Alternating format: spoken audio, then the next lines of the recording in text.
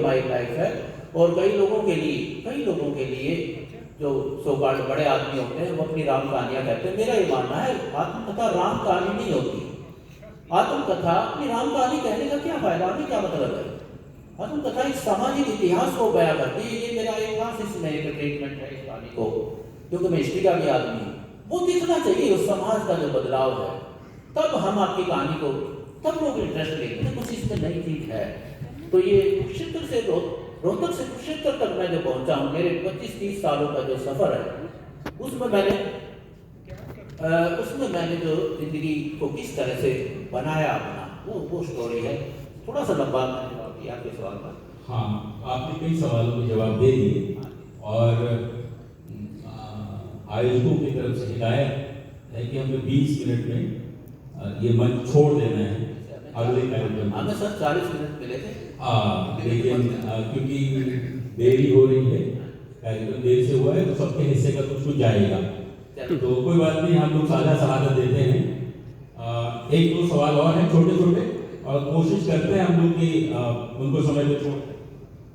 जैसे आपकी जो भाषा होती है, क्योंकि हम साहित्य की महफिल में हैं, तो आत्मकथाओं की आमतौर पर जो भाषा हमने देखी बड़ी आक्रामक होती है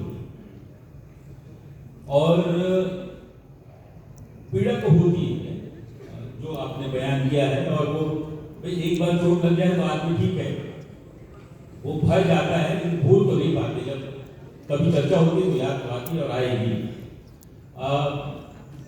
आपकी इस आत्मकथा को मैं थोड़ा अलग हट के देख रहा हूँ बाकियों से, क्योंकि आपने यहाँ पर एजुकेशन पे फोकस किया है। आपका जो भाषा है या आपकी जो शैली है, वो मतलब आक्रामक नहीं है, बल्कि बहुत सहज है और मिलाने वाली है। अगर मैंने पकड़ा हो तो थोड़ा सा इसके बारे में ज़्यादा नहीं, 1.5 मिनट में ही आप बोल रहे हैं। फिर एक सवाल और। देखिए, बेसिकली मैंने जैसे कहा, हमारा पर्पज है एक सिविल सोसाइटी बनाना। और क्योंकि मैच्योर स्टेज पे भी लिख रहा था, कटुता तो मेरे अंदर भी थी, लेकिन इस स्टेज पे आके ये कटुता भी काफ़ी एक मैच्योरिटी कैसे आती है, उस मैच्योर स्टेज पे ये लिखा गया है। असल में मेरा जो अप्रोच है, मेरे ऊपर गांधी का भी प्रभाव है उतना ही जितना मेरे ऊपर बाबा साहेब अम्बेडकर का है, फुले का प्रभाव है, और मेरे ऊपर जीसस का एक प्रभाव है, सच पूछो तो बुद्ध का।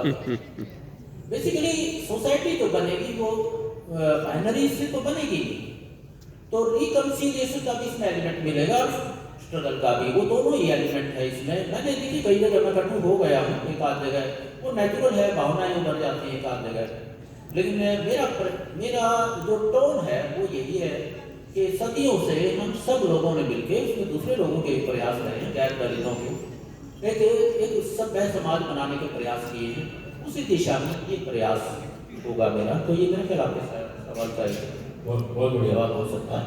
आप एक समय तक मार्क्सवादी भी रहे हैं?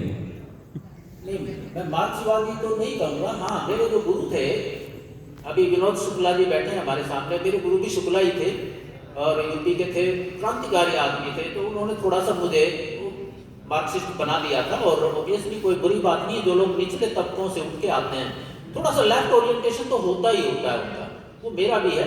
मैं अपने आप को एक प्रोग्रेसिव थिंकर ज़्यादा मानता हूँ आजकल, थोड़ा प्रो लेफ्ट कह सकते हैं, लेकिन बेसिकली हम प्रोग्रेसिव विचार से जुड़े। मैं कंजर्वेटिव बिल्कुल नहीं हूँ, हो भी नहीं सकता, और कंजर्वेटिव किसी बुद्धिजीवी को होना भी नहीं चाहिए, क्योंकि मेरा ये मानना है कंजर्वेटिव लोगों ने, कई बार मेरी यूनिवर्सिटी के प्रोफेसरों से भी डिबेट हो जाती है इस बात पे, तो ज़्यादातर प्रोफेसर कंजर्वेटिव एटीट्यूड अपनाते हैं चीज़ों के बारे में। मैंने कहा भाई, एक बार मेरी वाइस चांसलर के सामने इन लोगों से भिड़ंत हो गई इस बात पे। मैंने कहा भाई, कंजर्वेटिव आप लोगों ने कुछ खास नहीं किया है। देखिए, जो महिलाएं आगे आई, जो दलित आगे आए, किसान, मजदूर, आम आदमियों को जो राइट मिले, वो प्रोग्रेसिव लोगों के आइडिया से ही तो मिले ना।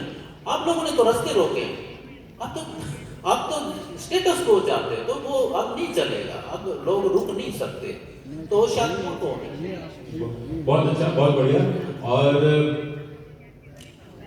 आपके पास आपने बताया बहुत सारे बच्चों को आपने एमए से लेकर के पीएचडी तक आपने देखा है। आपके अगुवाई में उन्होंने एमफिल और पीएचडी जमा किए हैं, और मेरी जानकारी में एक अंदाजन अपने देश में कम से कम 5000 PhD दलित विषय पर विभिन्न विभागों में जमा होते हैं हर साल। उसके बाद भी आप ये विडंबना बता रहे हैं कि अभी वो मानसिकता बची हुई है। आपने एक इशारा किया कि समन्वय होना चाहिए और ये दूरियां टूटनी चाहिए, लेकिन क्या आप उसके लिए कुछ एक सुझाव को विशेष करके जो यंग जनरेशन है जिनकी कविताओं में रुचि देख रहे थे, हम लोग पूरा ऑडिटोरियम भरा हुआ था और ये गवाही है, अन्यथा मत लीजिएगा, ले भी सकते हैं, दिल पे भी ले सकते हैं, ऑडिटोरियम खाली है इस वक्त कविताओं के समय। मैं तुलनात्मक कह रहा हूँ, अभी भी मेरे ख्याल 200 के आसपास लोग हैं यहाँ। चल है, हाँ कहिए। ठीक है। तो ये तादाद इतने सालों में तो बढ़ जानी चाहिए थी, क्योंकि मुझे लगता है कि वो कंपार्टमेंटलिज्म अभी बरकरार है, दिमागों में वो खांचे अभी भी तैयार वैसे ही है। तो आप इसको और थोड़ा हिलाने के लिए और क्या सजेशन दे रहे हैं? आपका सवाल काफ़ी जटिल है, वैसे कई बातें एक साथ पूछ ली है आपने। देखिए, पहली बात तो लोगों के दिमागों को जो हिलाने की बात है वो तो एक लंबा प्रोसेस है। मेरा ये मानना है कि ये जो प्रॉब्लम है कास्ट वाली या जेंडर वाली भी, कोई भी जो प्रॉब्लम है, कम्युनल प्रॉब्लम भी, ये असल में खासकर कास्ट की प्रॉब्लम है, एक ऐतिहासिक प्रॉब्लम है। इसको ख़त्म होने में भी इतिहास लगेगा। ये मेरा जो एज स्टूडेंट ऑफ हिस्ट्री ये मेरा एक समझ बनी है, लेकिन इसका मायना ये नहीं है, इसका मायना ये नहीं है कि कोई समाज में बदलाव नहीं आ सकता। प्राचीन काल से इस देश में 2 ट्रेडिशन रही है। आपका सवाल मेरी आत्मकथा से थोड़ा सा हटके है, इसलिए मैं थोड़ा हिस्टोरिकल उसमें जाकर बताऊंगा इसका जवाब। एक ऑर्थोडॉक्स परंपराएं रही हैं जो ज़्यादातर वेद से निकली बताते हैं, दूसरी हेटेरोडॉक्स परंपराएं हैं जो कि बुद्ध, चार्वाक और महावीर ये लोग आगे बढ़ाते हैं। बाद में भक्ति और सूफी सेठ भी आते हैं, वो भी हेटेरोडॉक्स परंपरा में ही आते हैं। तो मैं खुद जो है आपको चार्वाक की ज़्यादा करीब आता हूँ, हालांकि बाबा साहेब ने तो दिनों पर आया था, लेकिन चार्वाक अकेला एक भौतिकतावादी है देश का, अकेला एक थिंकर है देश में, उसका भी लिटरेचर फूंक दिया गया और आपको पता है बुद्धिस्टों ने उसके साहित्य को जलाया। तो इस तरह से इस देश में विचारों का द्वंद्व भी रहा है और क्रांतिकारी या भौतिकतावादी विचार असल में बहुत ज़्यादा धार्मिक लोग हैं यहाँ, लेकिन फिर भी इस तरह की परंपराएं आती रही हैं।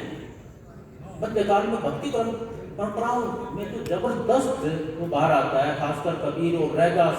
देखिए, रैदास में खुद रविदास जो थे उन्हीं की कम्युनिटी से आता हूँ। रविदास ने बड़ी शानदार बात कही थी। रविदास हालांकि कास्ट का डिस्क्रिमिनेशन झेल रहे, लेकिन रविदास ने एक बड़ा फेमस लाइन कही थी जो कि हमारी कहावत बन गई, मन चंगा तो कठौती में गंगा।